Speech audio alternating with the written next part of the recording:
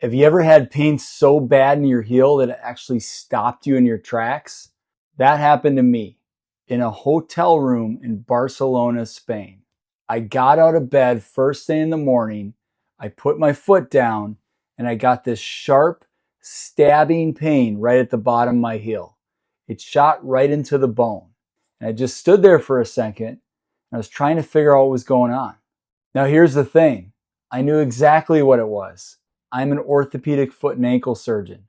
I have diagnosed this hundreds of times. Plantar fasciitis. I've treated it. I've written about it in my notes thousands of times. I've explained it to patients every single week. But I'm going to admit something on this channel that I've never really said before. For years, when patients told me their heel pain felt like a knife stabbing them at the bottom of their heel, I would nod and I would listen, but deep down, I kind of thought maybe they're being a little dramatic. Standing there in that hotel room, I wasn't thinking that anymore. So in this video, I'm going to tell you the whole story. What happened in Barcelona, what I figured out afterward, and the one big mistake I had been making with almost every patient, and even with my own feet, without even realizing it. Hi, I'm Dr. Saller. I'm a board-certified orthopedic foot and ankle surgeon. Now let's get into it. So to understand the Barcelona story, I have to take you back a few years earlier to my foot and ankle fellowship. This is that final year of specialty training before you go out and practice independently. And for me, it was focused entirely on foot and ankle conditions. What happened to me next was a little ironic. About midway through my fellowship year, I started noticing pain at the bottom of my heels. Not sharp, not stabbing pain, more of a deep ache. It was worse in the morning when I first stood up. It would ease off after a few minutes of walking, but it never fully went away during the day. Now, I knew immediately what it was. I was a foot and ankle fellow. I was diagnosing and treating plantar fasciitis every single week. And now I had it. I didn't really make a big deal about it. I didn't want to tell colleagues or my mentors. What I did instead was I shuffled my feet. And here's what I mean. A lot of my day was spent on my feet, standing.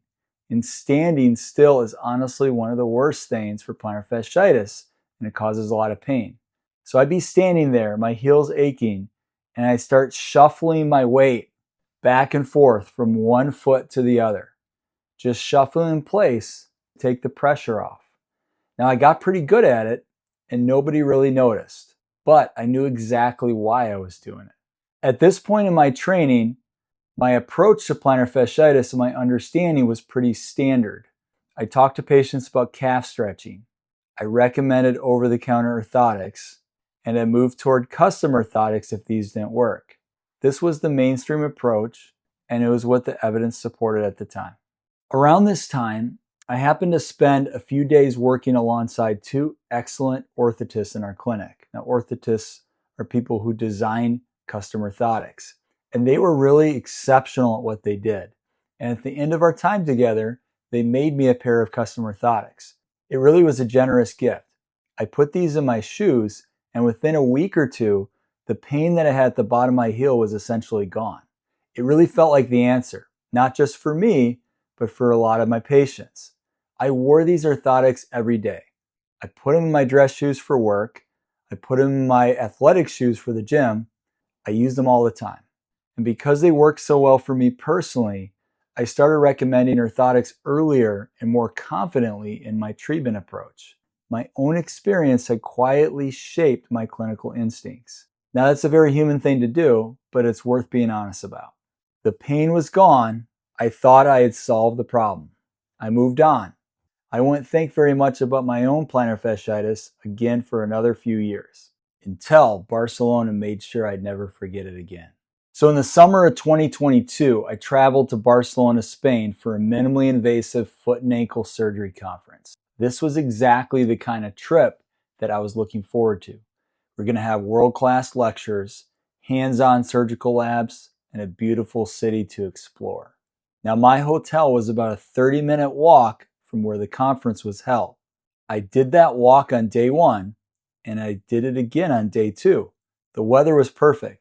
Barcelona really is a city that's built for walking. Now, day one was fine, and day two was great.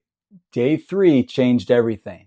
On the morning of day 3, I woke up and put my foot on the floor. Now, the pain at the bottom of my heel was immediate and severe.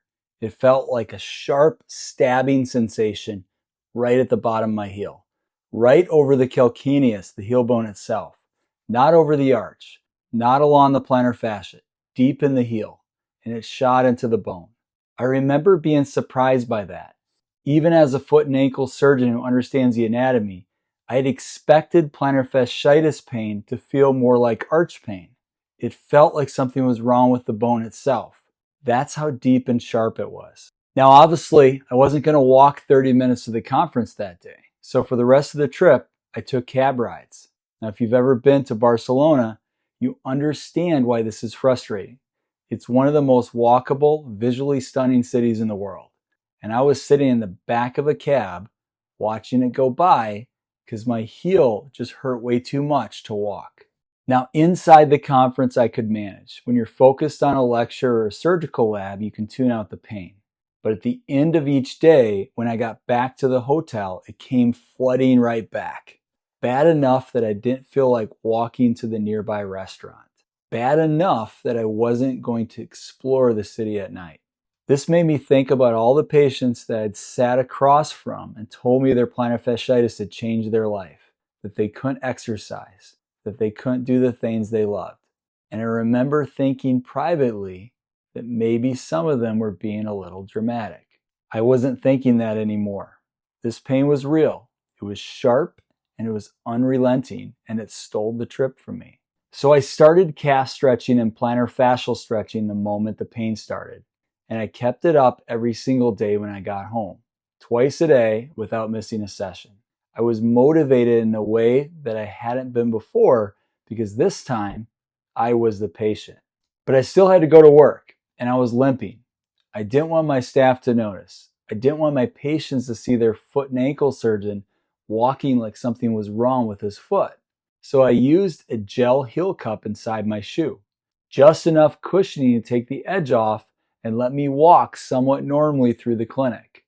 There's something quietly very humbling about standing there across from a patient who's describing their heel pain and knowing that you're wearing a gel cup in your own shoe at the exact moment, trying not to wince when you shift your weight. It did give me something valuable though, active listening, in a way that I hadn't fully practiced before. When patients described that stabbing pain at the bottom of their heel, I wasn't just nodding anymore. I actually knew what they meant. Now, in about 2 weeks, I started to feel some real improvement. The morning pain was easing up. I thought I was turning the corner. Then week 3 brought a flare-up. The pain came back with force, and that's when the mental spiral really started. I started asking myself the same question I hear patients ask me every week in clinic. Is it time to get a steroid injection? Do I need a new pair of custom orthotics? What am I missing? Am I going to eventually need surgery? I kept stretching every single day, and eventually, took about 2 months, the pain resolved completely. Now, the standard approach worked for me, the same way I'd worked for years before in my fellowship. I went back to clinic feeling better and honestly feeling more confident in what I'd been recommending all along. My own recovery had validated the protocol. Now, what I didn't know yet is the real lesson was still coming. And it wasn't going to come from my own foot. It was going to come from my patients. Over the following year, I started seeing a pattern in my own clinic that I couldn't explain away. A handful of patients with a similar profile to me, healthy, active, middle-aged, not necessarily overweight, were not getting any better with the standard approach: calf stretching, plantar fascial stretching, and orthotics. They were doing everything I told them to do, and they were hitting a plateau. In the past, I might have chalked the slow recoveries up to the natural course of the disease, or maybe even assumed the patients weren't being fully consistent with the protocol. But I knew these patients. They were sticking with it, and they were still hurting. That forced a question that I hadn't really seriously asked before. What if the protocol that I trusted, the one that had worked for me twice, wasn't actually the ceiling of treatment? What if it was just the floor? So I went back to the research the way you go back to a textbook after you failed a test. Not because you have to, but because you actually really need to know. So I spent time on PubMed. I had conversations with physical therapists that I trusted. That's when I found the work that changed my practice. There's a study called the Raffliff study that compared two groups of patients with plantar fasciitis. One group did the standard plantar fascial stretching protocol. The other group did a high-load strength training exercise, a single leg heel rise done on a step with a towel under the toes that loads the plantar fascia. Now, the interesting thing is the high load group got better faster. Not a little faster, meaningfully faster, especially in those first few months. Now, over the long haul, both groups tended to end up in a similar place, but the strengthening group got there sooner. And when you're in pain, getting better faster means a lot. This was a direct head-to-head comparison against the exact protocol that I've been leaning on for years. The evidence was clear. Stretching alone wasn't the ceiling, it was just the floor. Now I'm going to show you exactly what I started doing differently. In fact, I put the whole thing into a free guide for you that I'm going to tell you about at the end. But stay with me because the footwear piece surprised me just as much. I started finding evidence around strengthening the small intrinsic muscles in the foot. And then I also found some separate studies around the role of footwear, especially wide toe box shoes. And the idea that when your toes can splay naturally, certain muscles in the foot can relax, which may even improve the blood flow into the plantar fascia. So I began building high-load strengthening into my treatment recommendations. I started having more detailed conversations about footwear, not just the orthotics, but the shoes themselves with my patients suffering from plantar fasciitis. And I started doing these things myself. Now, I've been wearing those original custom orthotics every single day for years, especially in my dress shoes at work. As they wore out, I tried to find a replacement and I struggled. Nothing felt the same. I mean, these were great orthotics. I even considered flying back to Washington, D.C. to see the same orthotist who made them to get the same kind again. But as I built up my foot strength and I switched to wider toe box shoes, something shifted. I realized I didn't need the orthotics the same way I thought I did. I started wearing them less, then only occasionally. Now I wear standard insoles that come with my shoes, and that's enough. Now I have to tell you, there's something really uncomfortable about realizing that your most recommended tool was doing the work that your patient's foot should have been doing itself. Orthotics aren't wrong. They help me. They help a lot of people. But when they become a permanent substitute for a strong foot, rather than a bridge toward one, they stop being a treatment and they start being something that you get dependent on. That shift in my thinking changed how I use them in my practice today. So if you're dealing with plantar fasciitis right now, here's what I want you to really take from this story. The pain that you have is real. I know it. I felt it. And when you tell me it feels like a knife stabbing you in the heel, you're not exaggerating. That's actually a pretty accurate description.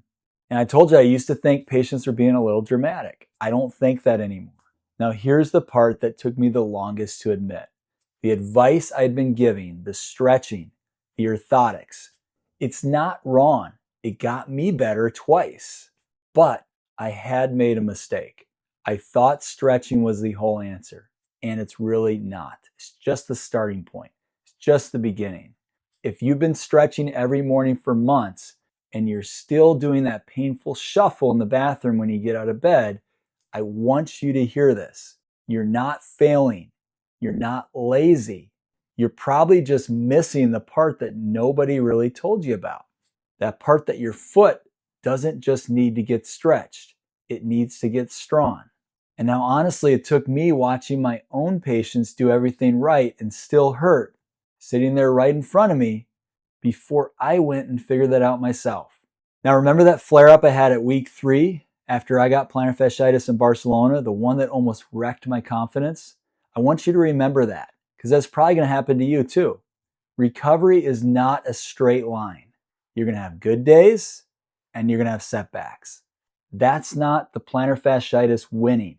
That's just what the healing process looks like. So let me help you get started. I put together a free guide called the Heal Pain to Pain Free Plantar Fasciitis Playbook.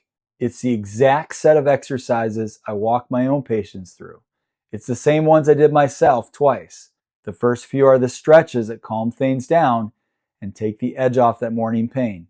And these stretches are validated in the scientific literature as helping you get better. But the last one is that strengthening exercise, the one that took me getting knocked down in Barcelona to fully appreciate. That's the one most people are missing. It's all in there, and there's a simple schedule and a tracker you can use to make sure you stay consistent. And consistency is really the whole game with this. It's completely free. The link is in the subscription. Just put in your email and I send it right over to you. That way I can keep sending you other stuff that actually helps make a difference. I'm an orthopedic foot and ankle surgeon, and I still took my own injury and watching my patients struggle right in front of me before I understood what I'd really been missing. That tells you that even the people treating this stuff, we're still learning too. So stay curious, follow the evidence, and find a doctor who actually listen to you. Go grab the playbook, start today, and I'll see you in the next video.